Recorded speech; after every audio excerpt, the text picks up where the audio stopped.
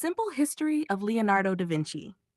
Leonardo da Vinci was an Italian artist, scientist, and inventor who lived during the Renaissance, a period of great cultural and artistic growth in Europe. Born in 1452 in the small town of Vinci, Italy, Leonardo showed a talent for drawing at a young age.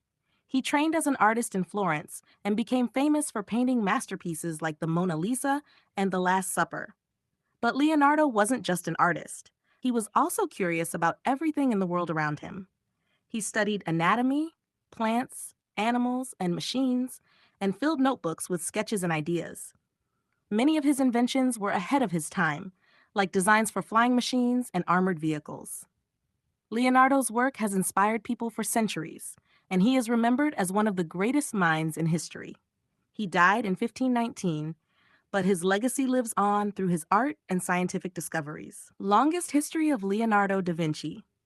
Leonardo da Vinci, one of history's most iconic figures, was born on April 15, 1452, in the small village of Anciano, near the town of Vinci in the Republic of Florence, now Italy.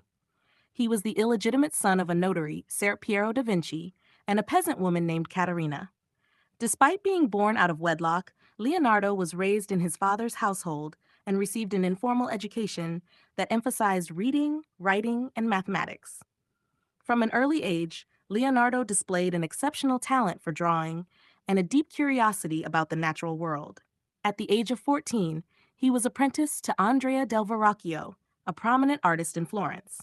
Under Verrocchio's tutelage, Leonardo learned a wide range of skills, including painting, sculpture, metalworking, and mechanical engineering. He also became acquainted with the study of anatomy, which would later become one of his lifelong interests. Leonardo's artistic talent soon became evident. His first significant work, completed while he was still with Verrocchio, was an angel in the painting The Baptism of Christ, 1472 to 1475. According to legend, Verrocchio was so impressed by Leonardo's work that he vowed never to paint again. During this time, Leonardo's reputation as an artist grew, and he began receiving commissions from wealthy patrons in Florence. In the early 1480s, Leonardo moved to Milan, where he entered the service of Ludovico Sforza, the Duke of Milan. During his time in Milan, Leonardo created some of his most famous works, including The Last Supper, 1495 to 1498, a mural painted in the refectory of the convent of Santa Maria delle Grazie. The painting is renowned for its composition, the use of perspective, and the emotional depth of its figures, particularly in the depiction of Jesus and his disciples. Leonardo's time in Milan was not solely devoted to art. He was also deeply involved in scientific research and engineering projects. He designed military fortifications, studied the flow of water, and developed plans for various machines, including flying devices, parachutes, and even a rudimentary tank. His notebooks, filled with detailed drawings and observations, reveal a mind that was constantly exploring new ideas and seeking to understand the principles underlying the natural world. In 1499, the French invaded Milan, and Ludovico Sforza was overthrown. Leonardo fled the city and spent the next few years traveling between various Italian cities, including Venice, Florence, and Rome. During this period, he continued to work on both artistic and scientific projects. In Florence, he painted the famous Mona Lisa, 1503 to 1506, a portrait of Lisa Gherardini, the wife of a wealthy merchant. The Mona Lisa is celebrated for its enigmatic expression, masterful use of sfumato, a technique of blending colors and tones, and intricate detail. Leonardo also continued his anatomical studies, dissecting human and animal bodies to gain a deeper understanding of their structure and function.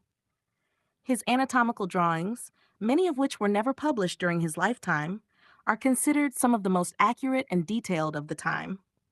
These studies contributed to the fields of medicine and biology, and Leonardo is often credited with laying the groundwork for modern anatomical science.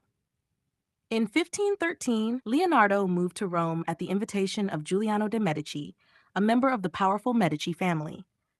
While in Rome, Leonardo worked on various projects, including plans for a grand canal and experiments with optics. However, his time in Rome was not as productive as his earlier years, partly due to political tensions and his declining health.